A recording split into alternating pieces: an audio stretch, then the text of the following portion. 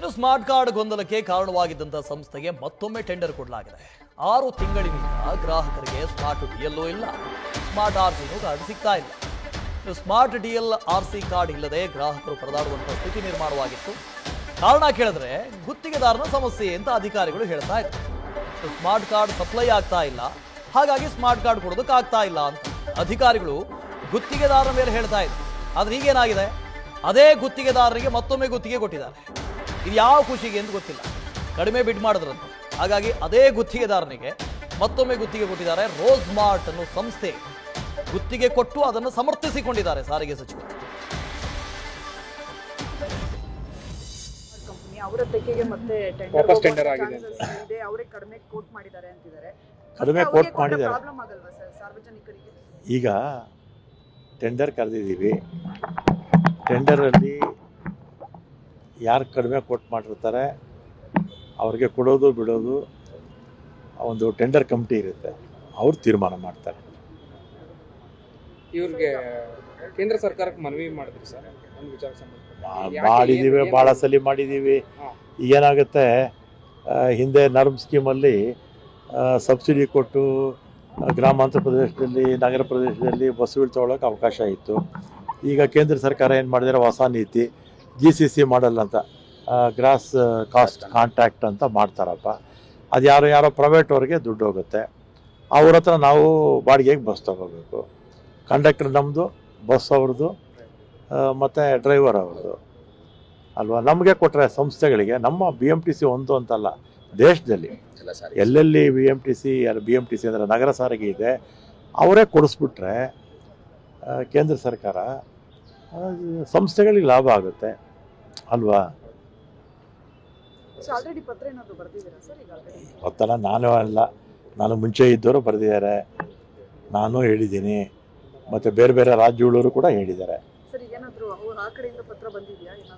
ಏನಿಲ್ಲ, ನಕಾರಾತ್ಮಕನೂ ಇಲ್ಲ, ಸಕಾರಾತ್ಮಕನೂ ಇಲ್ಲ, ಏನು. ಈ ಸರ್ಕಾರದ ನೀತಿಗಳೇ ಅರ್ಥ ಆಗೋದಿಲ್ಲ ಒಮ್ಮೊಮ್ಮೆ. ನೋಡಿ, ಸ್ಮಾರ್ಟ್ ಕಾರ್ಡ್ ಸಿಗ್ತಾ ಇಲ್ಲ, ಯಾಕೆ ಸಿಗ್ತಾ ಇಲ್ಲ ಸ್ವಾಮಿ ಅಂತ ಕೇಳಿದ್ರೆ ಅಧಿಕಾರಿಗಳು ಕೊಡುವಂಥ ಉತ್ತರ, ಗುತ್ತಿಗೆದಾರ ಇದಾನಲ್ಲ ಅವ್ನು ಸಪ್ಲೈ ಮಾಡ್ತಾ ಇಲ್ಲ, ಹಾಗಾಗಿ ಸ್ಮಾರ್ಟ್ ಕಾರ್ಡ್ ಕೊಡೋದಕ್ಕೆ ಆಗ್ತಾ ಇಲ್ಲ. ತಪ್ಪು ಯಾರದು? ಗುತ್ತಿಗೆದಾರನು ಅಂತ ಹೇಳೋದು. ಈಗ ಮತ್ತೊಮ್ಮೆ ಟೆಂಡರ್ ಕರೆದಿದ್ದಾರೆ.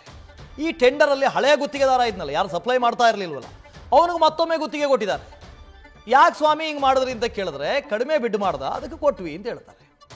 ಈಗ ಸ್ಮಾರ್ಟ್ ಕಾರ್ಡ್ ಸಿಗೋದು ಹೌದಾ? ಈಗ ಗುತ್ತಿಗೆದಾರ ಹೇಗೆ ಸಪ್ಲೈ ಮಾಡ್ತಾನೆ? ಮೊದಲೇ ಮಾಡಿರಲಿಲ್ಲ, ನೀವು ಬ್ಲಾಕ್ ಲಿಸ್ಟಿಗೆ ಹಾಕಬೇಕಾಗಿತ್ತು. ಅವನು ಹೇಳಿರೋ ಗುತ್ತಿಗೆಗೆ ಸ್ಮಾರ್ಟ್ ಕಾರ್ಡನ್ನು ಸಪ್ಲೈ ಮಾಡ್ತಾ ಇಲ್ಲ, ಈ ಹಿಂದೆನೇ ಗುತ್ತಿಗೆ ಕೊಟ್ಟಿದ್ದೀವಿ ಆದರೂ ಮಾಡ್ತಾ ಇಲ್ಲ, ಬ್ಲಾಕ್ ಲಿಸ್ಟಿಗೆ ಹಾಕ್ತೀವಿ ಅಂತ ಹಾಕಬೇಕಾಗಿತ್ತು. ಅದರ ಬದಲಿಗೆ ಮತ್ತೆ ಅದೇ ಕಂಪನಿಗೆ ಮತ್ತೆ ಟೆಂಡರ್. ಸ್ಮಾರ್ಟ್ ಕಾರ್ಡ್ ಸಿಗೋದು ಹೌದಾ ಜನರಿಗೆ? ಈ ಸರ್ಕಾರ ಅದು ಏನು ಮಾಡೋದಕ್ಕೆ ಹೊರಟಿದೆ? ಇವ್ರಿಗೆ ಏನು ಮಾಡ್ತಾ ಇದ್ದಾರೆ ಸಾರಿಗೆ ಇಲಾಖೆಯಲ್ಲಿ? ಸ್ವತಃ ಸಚಿವರೇ ಹೇಳ್ತಾ ಇದ್ದಾರೆ ಕಡಿಮೆ ಬಿಡ್ ಮಾಡಿದ್ರು ಅದಕ್ಕೆ ಮಾಡಿದ್ದೀವಿ. ಹೌದು, ನಮಗೂ ಗೊತ್ತು ಟೆಂಡರ್ ಕಮಿಟಿ ಅಂತ ಇರುತ್ತೆ. ಟೆಂಡರ್ ಕಮಿಟಿಯವರು ಗೊತ್ತಿಲ್ವಾ ಈ ಹಿಂದಿನ ಅವರ ಪರ್ಫಾರ್ಮೆನ್ಸ್ ಏನು ಅಂತ ಗೊತ್ತಿಲ್ವಾ? ಪರ್ಫಾರ್ಮೆನ್ಸ್ನ ರಿಪೋರ್ಟ್ ತಗೊಳ್ಬೇಕೋ ಬೇಡವೋ?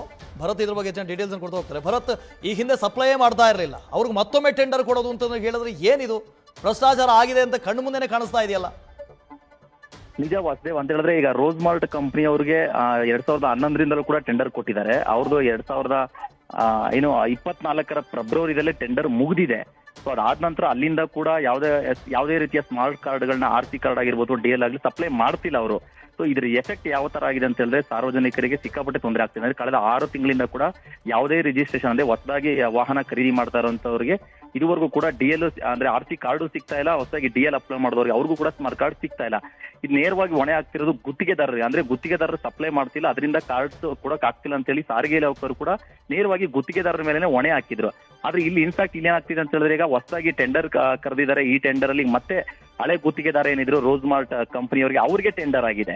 ಸೊ ಇದನ್ನ ಅವರು ಬ್ಲಾಕ್ ಲಿಸ್ಟ್ಗೆ ಹಾಕ್ಬೇಕಿತ್ತು, ಅವ್ರನ್ನ ಟೆಂಡರ್ ಅಲ್ಲಿ ಭಾಗವಹಿಸದೇ ಇರೋ ತರ ನೋಡ್ಕೊಳ್ಬೇಕಾಗಿತ್ತು. ಬಿಕಾಸ್ ಅವರಿಂದ ಸಾಕಷ್ಟು ಸಮಸ್ಯೆ ಆಗಿದೆ, ಸಾಕಷ್ಟು ಗೊಂದಲ ಕೂಡ ಆಗಿದೆ. ಸೊ ಹಾಗಾಗಿ ಅವರಿಗೆ ಜನರಿಗೂ ಕೂಡ ತೊಂದರೆ ಆಗ್ತಿತ್ತು. ಆದ್ರೆ ಎಲ್ಲೋ ಒಂದ್ ಕಡೆ ಸಾರಿಗೆ ಇಲಾಖೆಯವರು ತಮ್ಮ ಹಳೆ ಟೆಂಡರ್ ಜೊತೆ ಮತ್ತೇನಾದ್ರು ಒಂದು ಹೊತ್ತಿ ಆಂತರಿಕ ಒಳ ಒಪ್ಪಂದ ಮಾಡ್ಕೊಂಡ್ಬಿಟ್ರ ಅಂತ ಒಂದು ಪ್ರಶ್ನೆ ಕೂಡ ಎದುರಾಗ್ತಾ ಇದೆ. ಯಾಕಂತ ಹೇಳಿದ್ರೆ, ಈಗ ರಾಮಲಿಂಗಾರೆಡ್ಡಿ ಸಾರಿಗೆ ಸಚಿವರನ್ನ ಪ್ರಶ್ನೆ ಮಾಡಿದಾಗ ಅವರು ನಾವು ಟೆಂಡರ್ ನಿಯಮದ ಪ್ರಕಾರ ನಾವು ಟೆಂಡರ್ ಕರೆದಿದ್ದೀವಿ, ಕಡಿಮೆ ಮೊತ್ತಕ್ಕೆ ಅವರು ಕೋಟ್ ಮಾಡಿದ್ದಾರೆ. ಸೊ ಹಾಗಾಗಿ ಅವರಿಗೆ ಟೆಂಡರ್ ಮತ್ತೆ ಹೋಗಿದೆ. ಅವರಿಗೆ ನಮಗೂ ಇದಕ್ಕೆ ಸಂಬಂಧ ಇಲ್ಲ ಅಂತೇಳಿ ಅವ್ರು ಒಂದ್ ರೀತಿ ಸಮರ್ಥನೆ ಮಾಡ್ಕೊಳ್ತಾ ಇದ್ದಾರೆ.